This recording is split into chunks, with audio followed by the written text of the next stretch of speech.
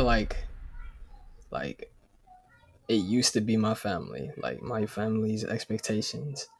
That's what used to be making me feel disappointed in myself and whatnot. And now they've kind of laid back on that, but like it's I still feel their expectations, you know? And even though they've like I mean like, if I mess up, they be telling me you're responsible, you're responsible, So now it's just myself, right? Bringing myself down. Yeah. Yeah. Hmm. Hmm. So how do you feel about that? Mm. How do you feel about bringing yourself down? I feel like sometimes I use it to my advantage as motivation, but that's like so rare. And other times it makes me feel sad. I'd be I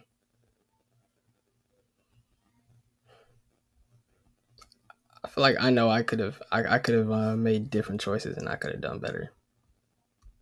Yeah. What? I heard this poem. Let me see. I was cleaning off some of my desk today because I have a goal to clear my desk today. But I found a question actually that I want to read to you because it's actually really connected to this. That there's a notebook of a bunch of like notes and questions and things I wrote all over the place, and one of them it was pretty powerful, and it's around this. I don't remember. I don't even know if I'm gonna find it. Probably because right now I'm recording, and I should, should have it memorized. Here's what the baseline of the question was. I'm not gonna find it that much. It says, nope, it won't find. It won't be here. It's probably gonna find it as soon as I hang up with you. The question was, or the idea is, what would it look like if you treated yourself like somebody you loved? Hmm. Are you asking me this question right now?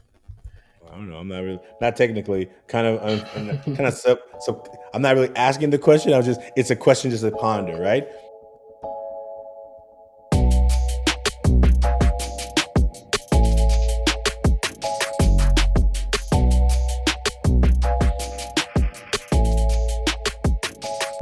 Welcome to the Taking Out the Mask podcast. My name is Ashanti Branch, and I'm glad that you've joined us. Today's conversation is with Khiari. He's a high school senior. He was a member of the Social Emotional Leadership Academy that the Ever Forward Club put on this past summer during the COVID season when we weren't able to take our young people out on our outdoor adventure or a lot of deepening experiences this past year. He came along of this experience we tried to create. He was on the podcast team, the group of young men that were helping to kind of ignite the podcast that you are listening to today. It was an idea I've had for so long, and I brought these young men in. I said, look, I want you three to work on this team to help pull and bring this podcast to life. And I'm so thankful of what they help accomplish this summer. In this conversation, you're going to hear Khiari talk about growing up, situations with his father, both biological and other father figures in his life. We have several things that resonate with my story and his story, even though we're so far away in age. Him approaching his senior year of high school, where life and the norm is very different. You're going to hear some really wise words coming out of this young man. One thing that he said that really stood out to me, I'm going to read it. He says, I'm trying to drive myself to awaken my higher self. I mean, you don't hear too many high school seniors talking about awakening their higher self, at least not the young men that I work with on a regular basis. But I'm so powerful. It was so powerful to hear him say that. And I'm really excited for you to hear him in this conversation. As I look back, and maybe while you're listening, you're going to be like, why didn't he ask this? Why didn't he ask this? I was dancing between a lot of questions I wanted to ask. And I wanted to, it's an interesting dance of like asking a really deep question out of my curiosity, and asking a question out of the ability to go deeper into someone's life. And there was a little dance happening between myself and Khiari, and I'm really thankful that at some points he was like, can I say something about this? And I'm like, absolutely. And so I'm really glad that maybe it was a question I didn't ask, but he may have wanted me to ask. I don't know. But I was really thankful for him being a part of this conversation. I hope you enjoy it. If you want to make a mask, you can do that at www.100kmasks.com. And if you ever want to be a part of one of these conversations, please reach out to us on social media, at Branch Speaks, or at Everforward Club, or you can go to our website, everforwardclub.org, and reach out to us that way. We look forward to you being a part of this movement, and thank you for listening. Welcome to the Taking Off the Mask podcast. I'm really excited that I get to have this conversation with Khiari today. Welcome, Khiari. Welcome to the Taking Off the Mask podcast. Hi, thank you for having me here.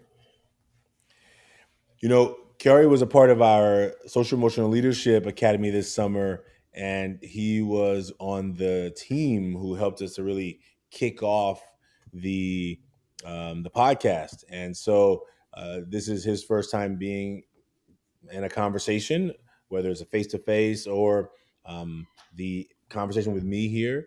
And today we get to have this conversation. So what I want to do first is, I know that you did not make a mask yet, which is actually perfect. So how about you find a piece of paper or a journal or something, or ideally a piece of paper.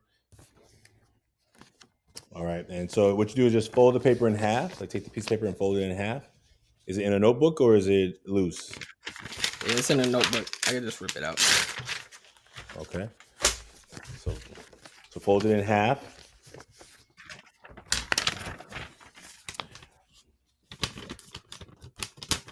And for those of you that are listening, we're going to do the mask activity. And so what you're going to do is, if you want to do this, you can go online and do it at www.100kmasks.com and create your own mask, and share it with somebody. Like, create your mask. You can keep it anonymous, and you can decide to share it with someone or not. But Khiari and I are going to do that activity right now. And so, Khiari, on the left side of the paper, right front, and on the right side, I want you to write back. All right.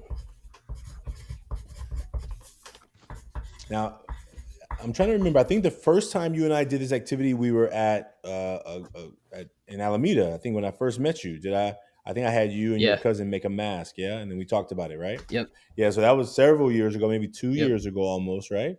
So we're gonna do it again. So here's how it works. On the left side, where it says front, I want you to think of this as being the front of the mask. So I want you on that side, just draw a mask, like whatever you think a mask looks like. I want you to draw that. And for the folks out there listening, we're not talking about necessarily a personal protection mask. I'm sure I got one right here. So we're not talking about like these masks that we wear for personal protection. We're talking about a mask of emotional disconnection. But whatever you think of when you think of the image of a mask, I want you to draw that. Okay. So let me see. All right.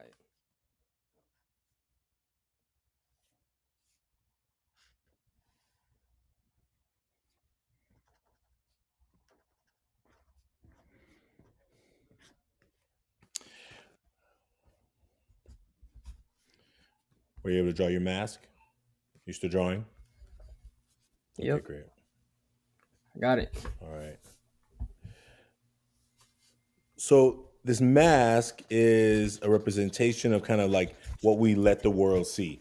The front of the mask are things that we gladly let people see. And so what I want you to do is write 3 words that are qualities or characteristics of yourself that you gladly let the world see. So somewhere on that left side, 3 qualities or characteristics of yourself. It can be a word or a phrase that you gladly let people see about you. So right, and do those.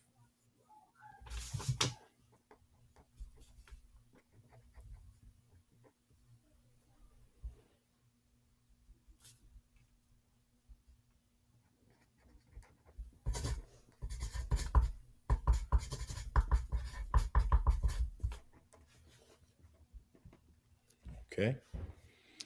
Now, take a breath.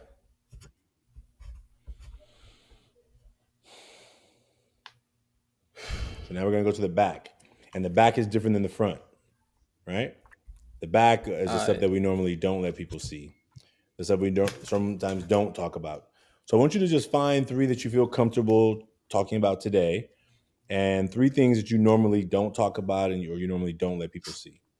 And write those on the right side of the Okay. paper, which is the back. Okay.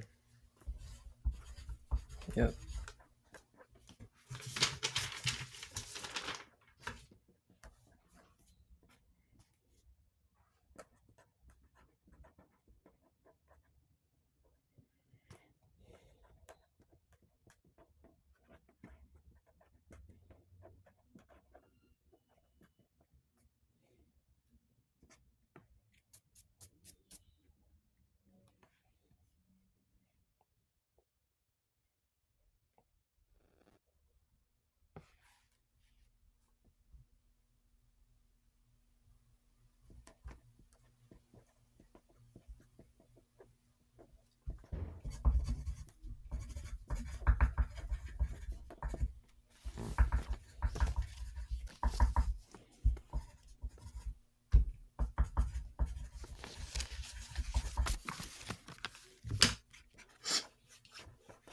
Yeah. How you doing?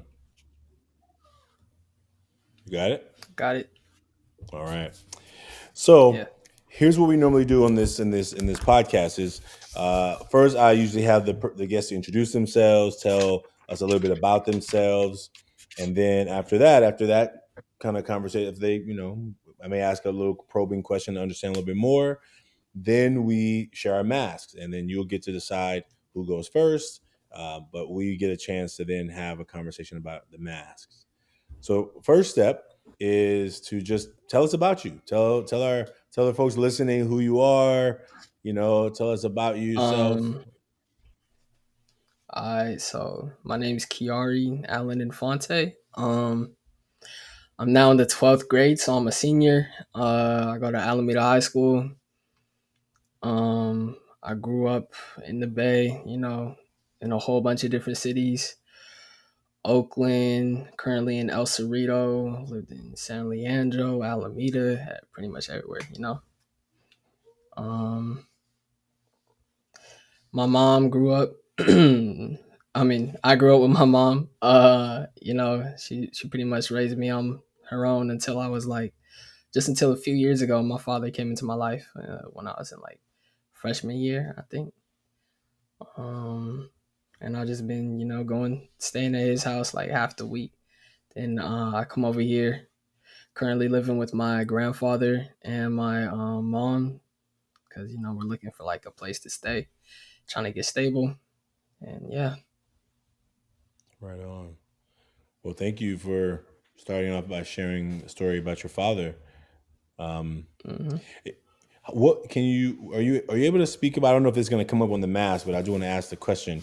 Like, what was it like having your father come into your life when you were just in the ninth grade? Like, what was it like having him not there, and then all of a sudden, was it were you ready for it? Was it exciting? Was it nervous? Was it anger? What came up for you when that happened?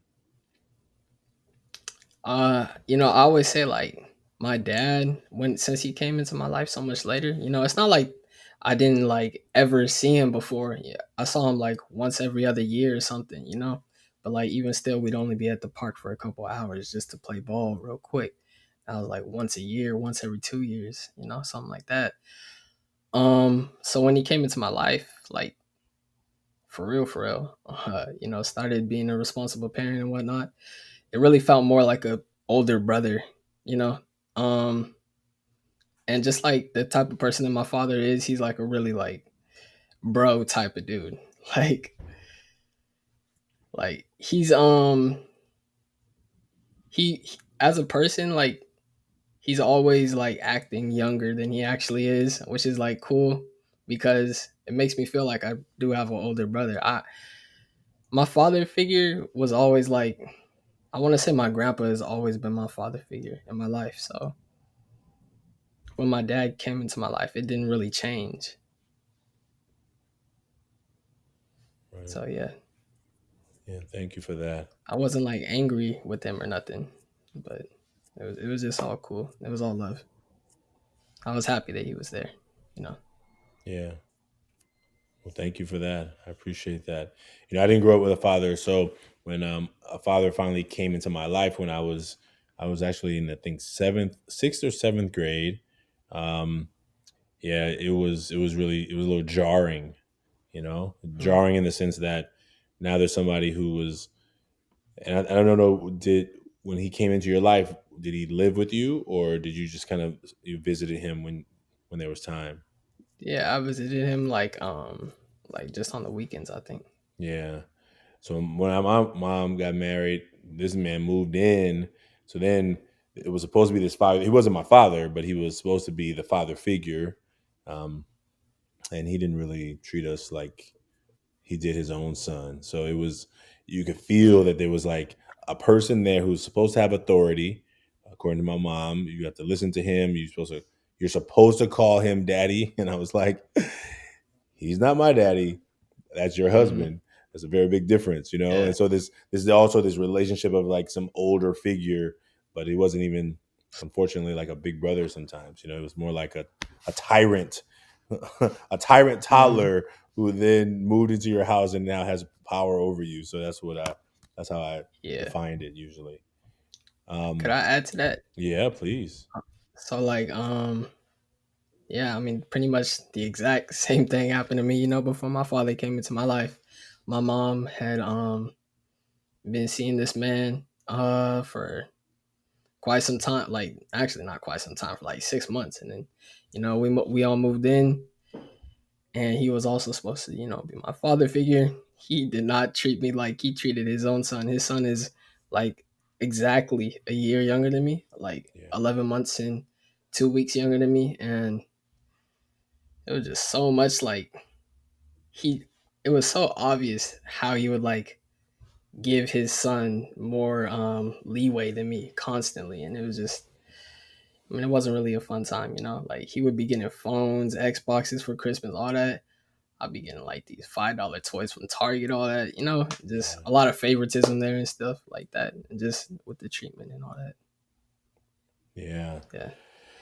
I feel that, man. I feel you. Thank you for sharing that. And I Yeah, think I thank you. wonder, I wonder how many young men, as we see in society, if we look at data and statistics, there's so many young men who are growing up without their fathers.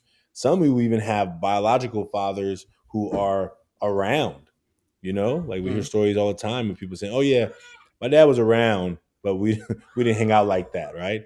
Or my dad mm, was, yeah. oh yeah, he was at the house, but he wasn't emotionally present, right? And I think so many young men they call it Mm, a father wound, right? Like the yeah. wound that grows into men and boys, where uh, a healthy relationship with a father would have eliminated that wounding or feeling like loss or emptiness. And I think that Mm, in other generations, men were taught we don't talk about feelings. We just suck it up. We just keep moving. And I think that it's a new world today. And some men who were taught yeah. by the older generations that you don't talk about feelings, you don't show them, you don't acknowledge them. I think they're having a harder time with this new generation where we're like, we need to talk about it. It's Yep. imperative that we talk about it, right? I think if Mm, you know about our prison population is mostly men. 94% of people that are in jail right now are men. Like 94%. damn. Like out of every 10 people in prison, nine of them are men. 9.4 of them are men, right? So whatever that looks like. But that means that there's something going on with men. And we oftentimes don't acknowledge it. And so I think that the work that we did this summer, the work that we're trying to do in this program, the work that we're doing with these conversations is to help other young men know that you're not alone, right? Like Hmm. whatever you're going through, other people are going through similar stuff. We just have been good at putting these masks up so no one sees it. And in our minds, we think, wow, everyone else is so perfect. Everyone else has all their stuff together. Yeah. And if we're not really conscious of it, we can believe that we're the only ones going through real hard stuff because all we know is our real stuff. And when we finally start breaking down these masks and the facade of like everything's all good. I mean, when it's good, it's good. That's great. But what about when it's Hmm. not? Do I have somebody to go to and talk about it? Yeah. Yeah. The other day when I came and saw you, um, I said to you, something looked like something's going on. Like I could And see you it on your said you face. look different. I could see it in your eyes. Yeah. That's what you said. Say it again. What did I say to you? You said that I look different, and you could see it in my eyes. Yeah. It looked like you were just heavy. Like you were just there was a lot of heaviness on you. And so then you Hmm. said, remember what you said? Mm, I'm tired. you, That's what I said, I you think. remember you said let's save it for our talk next week. You said let's save it for our Oh, talk next week. And I said okay, yeah. I'll be ready. So maybe we'll come back to whatever that was going on. Maybe with the mask, it will share with some of that, and then if it doesn't come up, maybe we'll touch back to that at the end because I want to make Okay. sure that I think sometimes the heaviness happens when we're doing our best job to keep a smile on and outside, and then we just all the burden just keeps weighing on us, and we're not taking the load off. So we're walking Hmm. around, we're like, why do I feel so heavy? Why do I feel like I'm barely moving? Like because we got all this weight of emotional overload on us that no one can see. No, you Yeah. can't even see it. You're like, look, I look the same. Why am I feeling like I'm dragging? Well, it's all that emotional load that's just psychologically pulling you down. And I think that's why we're having this conversation. I think perfect timing that we got on the call. And then when I saw you the other day, I knew that it was time. Yeah. Yeah. Are you ready to talk about the mask, or where do you want to go next? Where do you want to go next? Um.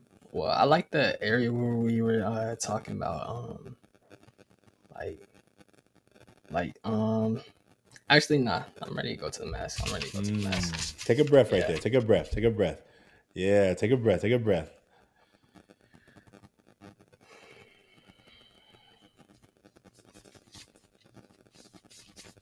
There's a quote, I think, by Joseph Campbell, and it says, "The cave that you are afraid to enter has the treasure you seek." Mm, Right? And I think that's true for adventures in life. It's true for conversations, right? Like you were about to go somewhere that your heart was calling you to, and then your head took over, and your head was like, "No, don't do that. Don't talk about that. Let's bring that back." Let's like our head goes into protect mode of like our image, right? Which makes sense, right? And so what yeah. happens is the dance between our heart trying to get some support and healing and help and guidance, and then our head is like, no, we're good. We got this. We you know what I'm saying? Like it's Yep. it's that battle, right? So what I saw happening, just by watching you and listening, you were like, you were going, and then something was like, and let's go back the other way. let's we'll go. We'll do Yeah. that. We'll do that later. We'll do that later. So my gut is to say I'm gonna follow your lead because ultimately you're the guest, and but I also want to make sure that, and even if that means that we have to turn the camera off and talk about it, that's Mm, fine too. Like we can't leave this time with you. Like the interview, this conversation is about us talking about these masks, but the deeper connection that I have with you has nothing to do with this podcast. It was way before the podcast began. Has nothing to do with these pieces of paper or these masks. It has to do with thank you. you knowing that I'm here for you and that you don't have to do it alone. You know what I mean? Thank you. Yeah. And even though I'm usually the one who has to kind of tap you on the shoulder, I'll keep doing that because that's I understand how what my work is around this topic. So where do you want to go next? Well, I mean, like when I was second guessing it, it wasn't like nothing too deep. I just wanted to think about like, um, it's just I kind of lost my train of thought too, and I didn't really feel like trying to chase it back. All So right, I good, mean, I'm ready to go on to the masks. Maybe it'll come up later. fantastic. It all happens how it's supposed to happen. I wanted to voice it just so you know how that I was noticing it. All right. Yeah. All right. So with the mask, you want to go first, or the guest decides who goes first. Either you go first or I go first, and maybe you decide whether we go front. then front, or front back, and then front back. However you want to do it. Mm. I mean, I definitely want to start off with the front. I would say. All right. As to who goes first, it don't matter to me. Okay. I could go first if you want me to. Okay. Sure. So on the front of my mask, should I show it or something? Yeah, just maybe share all three, and then you could talk about one of them that's that's really ringing out to you, and then I can share the front of mine, and then we can go from there. Oh wait, you can't even read it. It's backwards. Never mind. Um, it shows up backwards on the Oh, screen. no, no, Don't no, worry. no, no. You can hold it up. It'll show Oh up right really? for me. It'll show up right for me. Yeah. So for the front of my mask, I put optimistic because I mean I feel like most of the time, especially like around my friend. I mean not even just around my friends at school, just period. I just always be super optimistic, especially at home and whatnot because there's always I always feel like ever since I was little, there's been so much drama and negativity around me, at home especially, and I feel like I'm the type of person who's always tried to adapt around my environment, and so I just learned to be optimistic. Yeah. And then I put funny and confident because that's what I try to show the world. Awesome. Awesome. Okay. Thank you. Thank you for that. And so here's mine. I wrote. Let's see. I wrote. Let me see. Let me get the right angle. Boom. All right. So funny, serious, and then I put determined. Well, I put determined, dedicated. I wrote dedicated. I was thinking about determined, but dedicated and hardworking. Normally, I always just write hardworking. Um, and something today was like ringing a word like dedicated, determined. Uh, Hmm.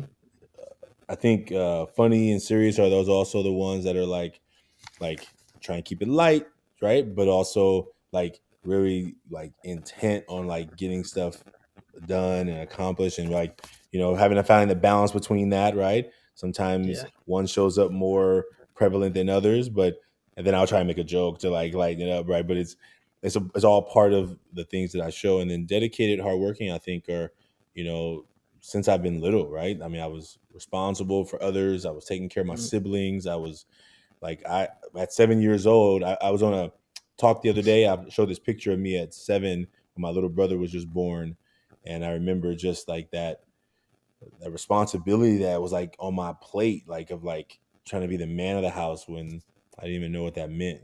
So I think it started really young, and it is carried through to even today, right? Even today, this idea of like helping and responsible for other people, um, and oftentimes I do that and I don't necessarily do that same attention to myself, right?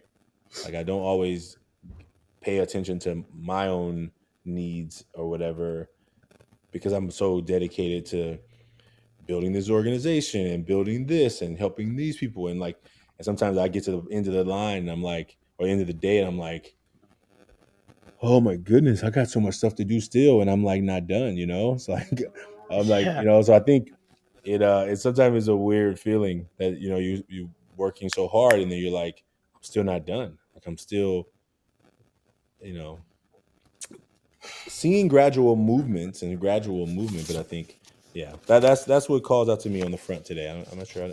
I usually talk about that too much, but thank you. Thank you for sharing. So now, we're gonna move to the Go back. to the Yeah. back. Okay. Okay. Let's see. So for the back, I put because I don't show people my responsibilities. I don't show people. I actually have a pretty depressing outlook on life, to be honest. And also, I don't show people how disappointed I am in myself all the time. I'm always finding reasons to look down on myself, and it's a problem. Mhm. Thank you. Thank you for sharing that. Um, let me go. So I wrote in the back. I wrote. Let's see. Can you see it? Can you read it? Okay. Kind of. It's pretty bright, Oh. but yeah, I Oh could yeah. kind of Oh, read let it. me see. Okay.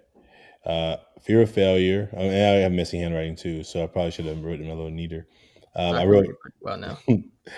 sadness about father's death and my brother's mental health. Um, and yeah, I think that one that resonated for me, what you shared on the back, was around this idea of like the disappointment, right, in my own self. Like I think the fear of failure is so. The reason I think I work so hard is to try and like overcome this fear of like not achieving the goals I have for myself or that I've created for myself. Like when I was your age, you're how old are you? 17. Yeah, when I was 17, I had a plan. Like I was gonna be rich by 45. Like I had a map. I had mapped it out. I had written it out. Like I go into engineering and then I buy my own company and then I sell my company. And by 45, I'm getting my house in the hills. It's over. Right. You know what I'm saying? Like I had it all mapped out and That's the plan. that was the plan, right? And then something in me was like, Shanti, you should be a teacher. You should be a teacher. I'm like, Mm, I couldn't even turn the voice off because it's different when like somebody on the outside is telling you, "Hey, you should do this," but when your own self. So I feel that also like, man, what if I had just stayed in engineering and just sucked it up and just like even though I wasn't loving it, just did it anyway. Like mm, I could do it. It wasn't hard. I liked it, but it wasn't bringing me like happiness ever after what I thought a college education was going to bring. And mm, so like sometimes I look back, my friends are engineers who are making lots of money, right? Buying multiple houses and properties and I have to like get careful that I don't get in this comparison mode because I will get into a mm, place where like I'm really disappointed and mm. and so thank you for sharing that piece, and this conversation not to give advice, but I think the more you talk about it, the more you can find ways to work through it. You know what I mean? Yeah. Yeah.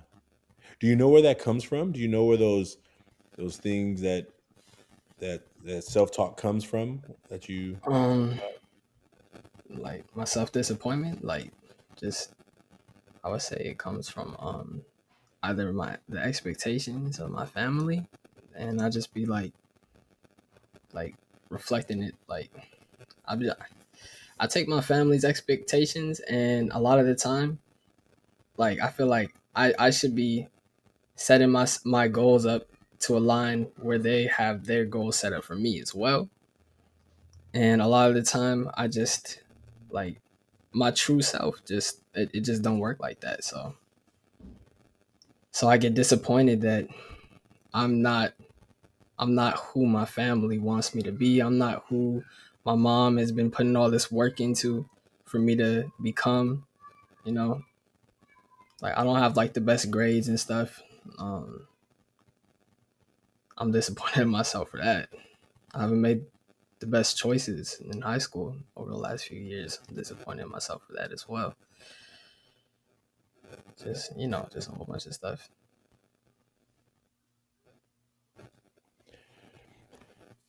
you know um sometimes our families in one of my experiences I'll tell you a story. I'll tell this in a story, so I'm not trying to like, give advice. I want to there's a story of these scientists that had was doing some experiments with these group of primates, these monkeys in a cage, and they Mm-hmm. tied these bananas at the top of the cage, and they were like they put a ladder in the middle, like a big step ladder, and Mm-hmm.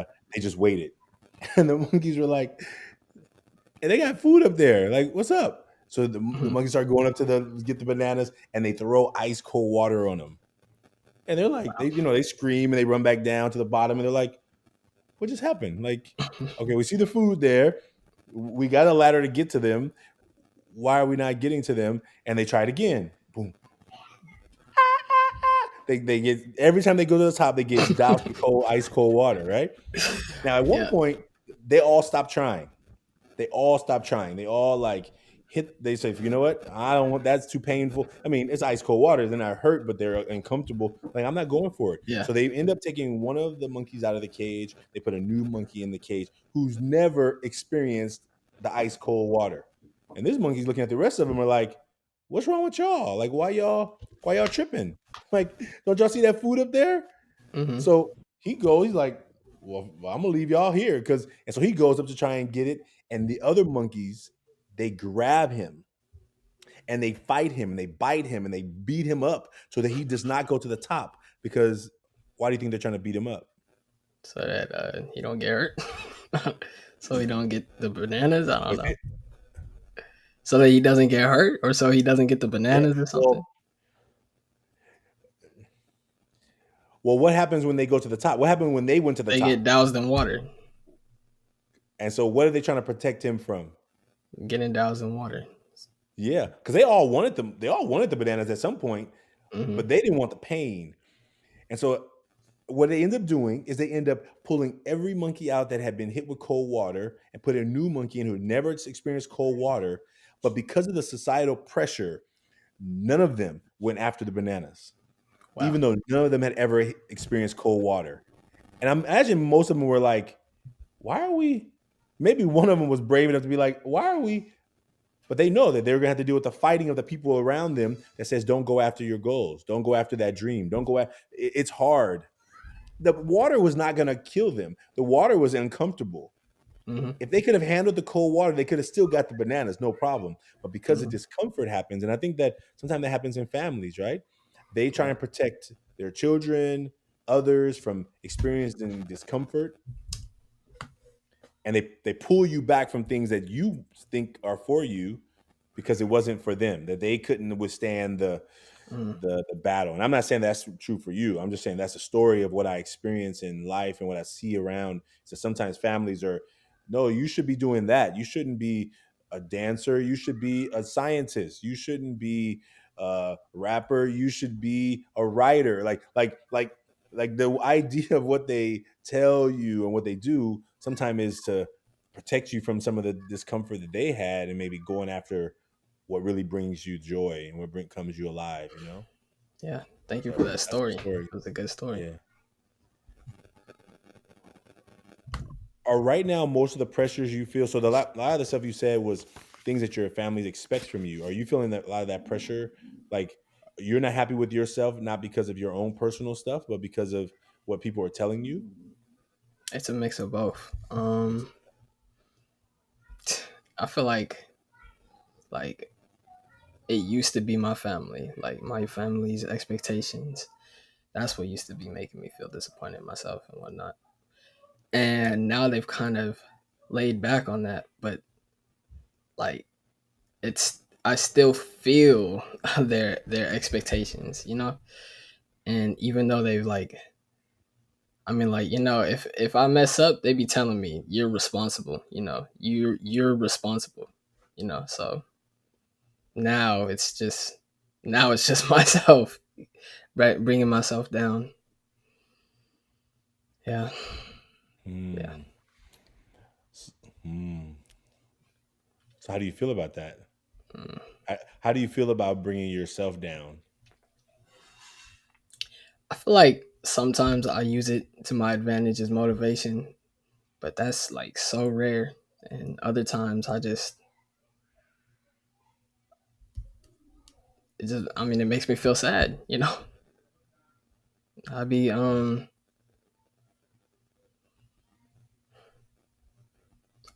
I feel like I know I could have made different choices and I could have done better. Yeah. What?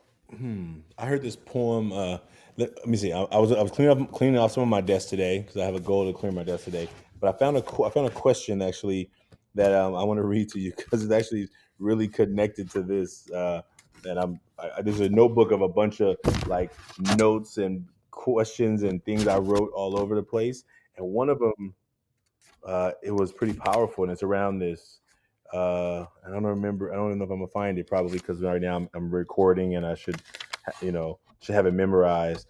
Here's what the baseline of the question was. I'm not gonna find it. Am I?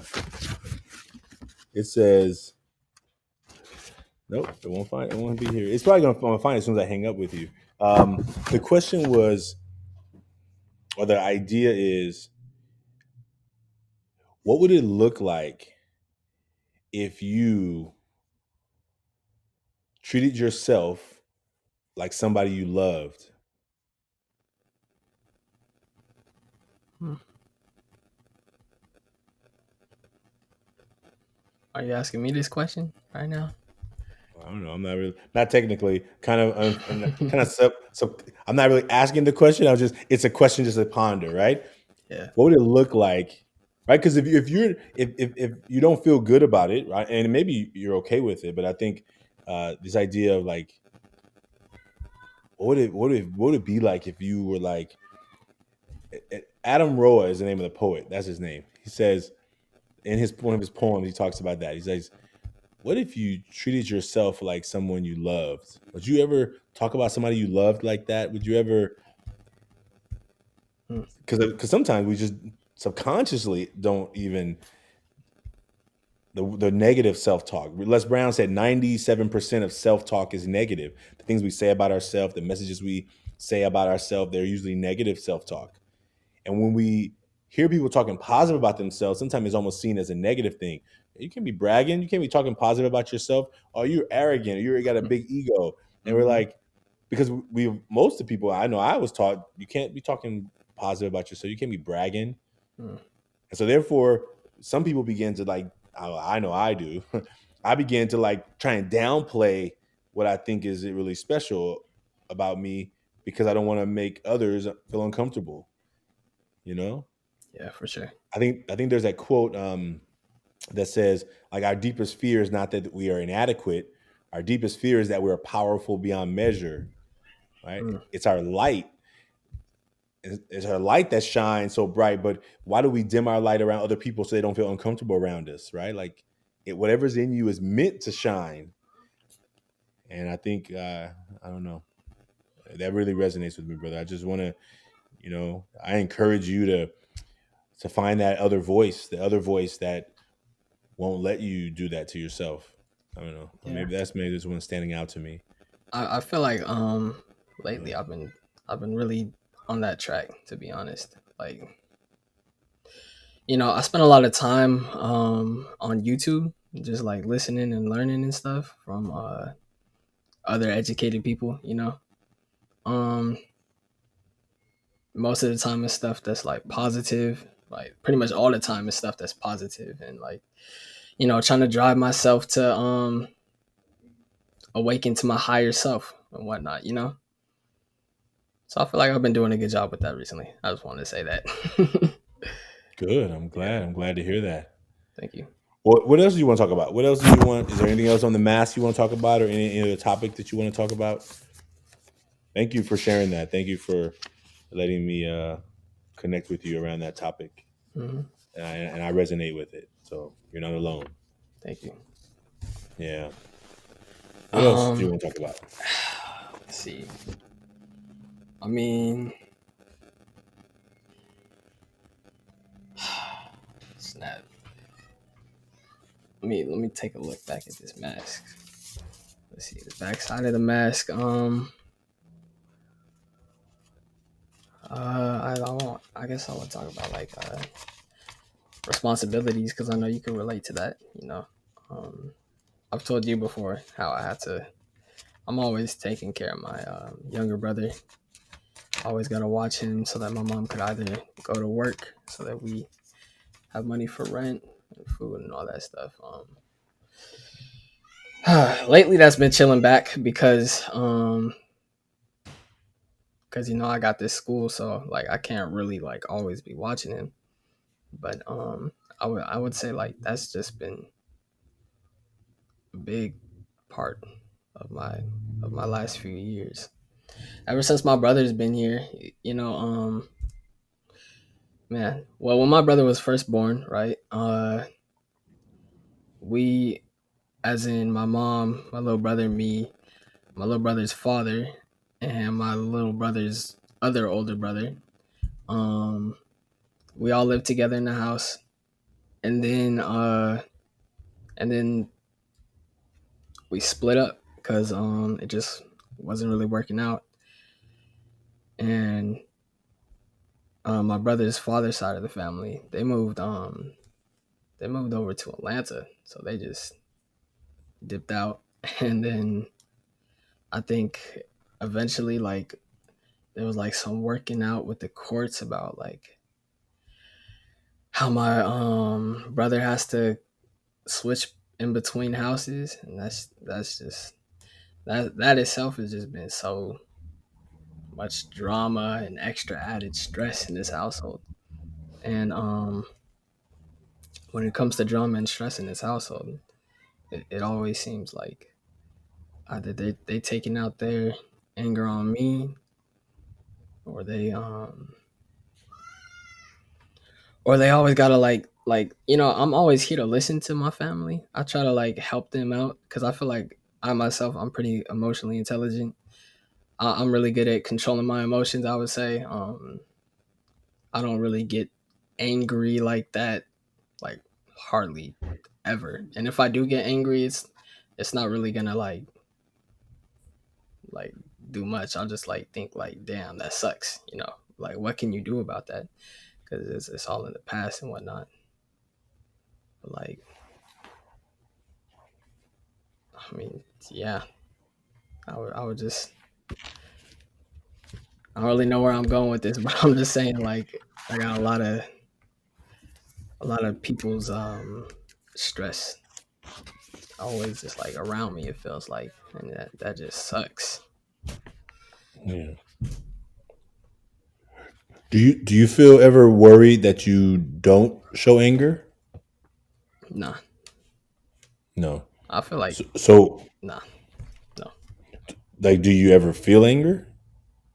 I mean, I get angry, but like my anger like always seems to leave after a few seconds or something. There's only a couple things that I'd ever actually. There's only one thing I could think of that I've ever stayed like angry about, but I don't really want to talk about that right now. That's something for Okay. like off camera. Okay. Great. Thank you for that. Yeah, I mean, I wonder that, and then that's great. I mean, that's great. You have a very even, you said I can kind of balance my emotions in good ways, and that's really good. I guess the question would be, my question to you is, do you do you have emotions, or do you just suppress them? Right? Like, do I? I have emotions. Yeah, No, I don't mean that's not the right question. Not do you? Yes, I'm totally aware that you have them. I guess my question is, uh, do you? Is it that you don't ever feel anger, or that anger's been trained out of you? Meaning, like when you were younger, you would get angry, and you knew that that would create that kind of result. So you said, "I don't. crazy. I'm never going to show." Nah, it's a crazy thing actually. I I never got angry when I was younger. Like even as a baby, I Mm, was the quietest child. Like I didn't really complain or like cry and fuss like that. I want to say I didn't actually like really start getting angry until like middle school or a little bit after that, maybe. Like I've always just been so mellow. I feel like I've been trying to teach myself to get angry, if anything. Um, I've always just had this lack of like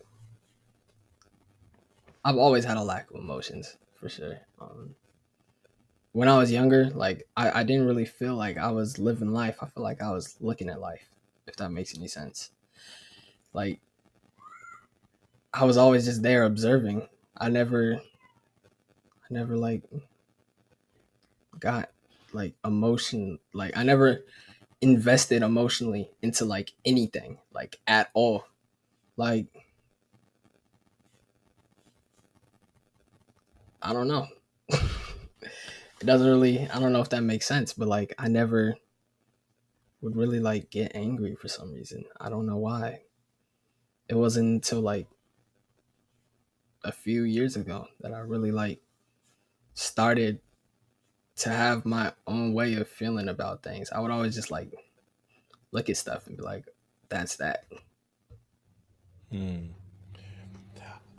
And maybe we're using anger as just one word, but what about any of the other ones? Fear, sadness, Fear. like were those I, ones you were able to show? I feel like I feel like I was able to like show fear like any other like younger child. Like I get scared at like normal stuff. But then like when it was like real heavy stuff and all that, I just like couldn't bring myself to care. That's what it is. I could never I've always had this lack of caring, and that goes into my into the disappointment of myself because I just never cared enough to be doing specific things that I should have been doing. Like even with like simple stuff like classwork or homework and stuff, like I just couldn't bring myself to care. I was just like, why would I just don't want to do this. Like it don't make no sense. So I just wouldn't care about anything. I always I had to get a therapist because because in fifth grade I had to get a therapist because like they thought there was something uh going on with me or something like that. Like I just always had that lack of emotion. Hmm. Did anything come out of that? Was there any conversations out of that that Man, no? I mean like my therapist was just became like another friend of mine, to be honest. Like when I would go there, she'd be like, "You want to talk about anything?" I'd always say no. And then my mom had to start coming in to try to get me to open up and talk about stuff. I'd always say no. And we would just like sit there and play board games for 45 minutes or something. Hmm. Yeah, man. Thank you for sharing that, brother. Thank you for sharing that. I think that those are, I mean, you get to look back and see this journey, right? Hmm. Do you now know that you care more about things than you did back then? For sure. Yeah. Yeah.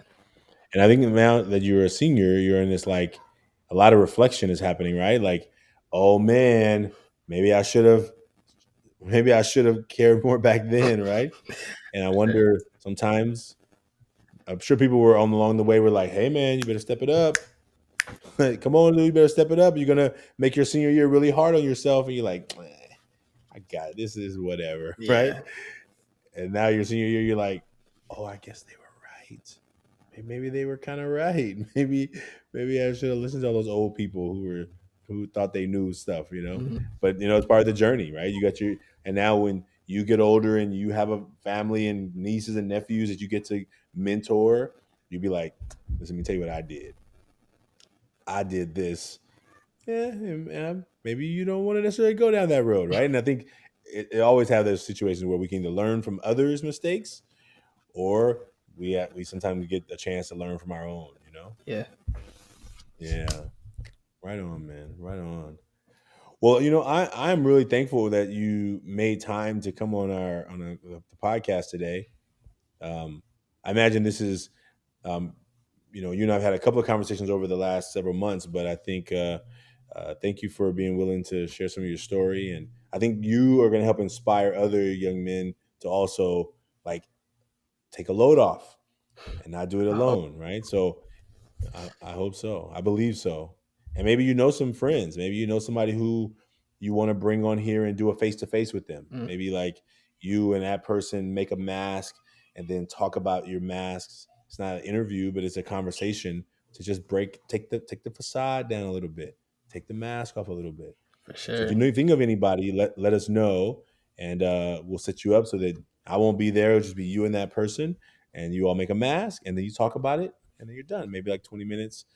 But I believe that your ability to like recognize a journey that you've come through could help others find a way to recognize their own journeys. You know? Hmm. Yeah. Yeah. I Thank you for definitely that. have somebody in mind for that. So yeah. Awesome. So just reach out to me whenever that is. Now, you say you're on YouTube? Does that mean that you have a channel, or that means that you're consuming? Both actually. I told you So I've been trying to do like gaming and uploading that on YouTube, and but when I was talking about earlier, I was talking about like I just like to watch YouTube and just learn from the people on there. It's like there's a lot of like really smart, like wise, woke young men out there that I just be watching all the time. Like people Mm, like my age or like a year older than me, and they just have like they haven't wasted their time on social media. They haven't wasted their time on like video games, on like uh, all that stuff. They just like they put all their time towards learning and growing as a person, and it's just like they have all this knowledge to share, and that's knowledge that I use. mm. Well, maybe you can invite one of them to be on the show with you. That would be crazy. That would be pretty cool. Yeah, just do it. Just do it. Take it as a opportunity to reach out to one of them and invite them to be on a face to face with you, and or if they want to be, we could have a face to face with all three of us. But I think since you are a person who listens to their stuff, and there's opportunity to get to know them a little bit deeper. Okay. Yeah. Yeah, I'll try All that. right. Well, do you have a channel? Do you want to tell folks about what's your channel, or that you want people to follow you, or nah, no? No, you nah, still it's keeping okay. it. Yeah, especially if it's not appropriate. We don't want to be promoting no inappropriate stuff on this channel here. Yeah, I mean, like, So, it's not like inappropriate stuff, but like, I mean, like, there's cuss words and whatnot. It's not like too oh, inappropriate.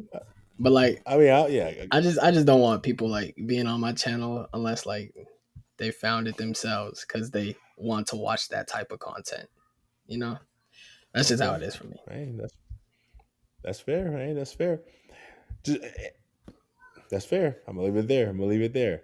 Thank you. So,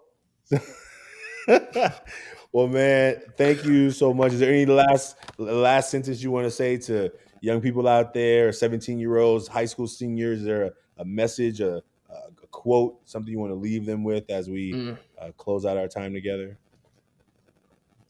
I guess I want to say, work on yourself as a person, become the best version of yourself that you can become. You know, you plan your you plan your path, so plan it well. Hmm. Famous last words by this Famous young last brother. words, man. We are thankful to have you on the show, Khiari. We appreciate you. Thank you for having me here. And we got our new shirts in, so I'm gonna have to get you one in the mail. This was the one you got at the end of the internship. We got our new shirts in right now. I don't have one near my desk, but we'll get one in the mail to you, and you can you can check it out when you get a chance. All right. All right, sounds good. All right. Well, thank you for being on the show today. Thank you, folks. If you want to make a mask, you can go to 100kmasks.com and create your own mask. Invite a friend to make a mask with you and share it. Have those conversations. We look forward to you being a part of this movement, the Million Mask Movement. You can find us on social media at Ever Forward Club, and you can find me at Branch Speaks.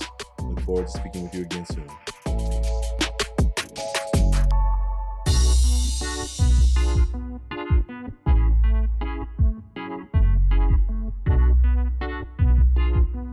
If what you heard today you enjoyed, if you've listened to this and you found something inspiring, please like and subscribe to this podcast. That's the best way for someone to find this podcast, maybe like you did.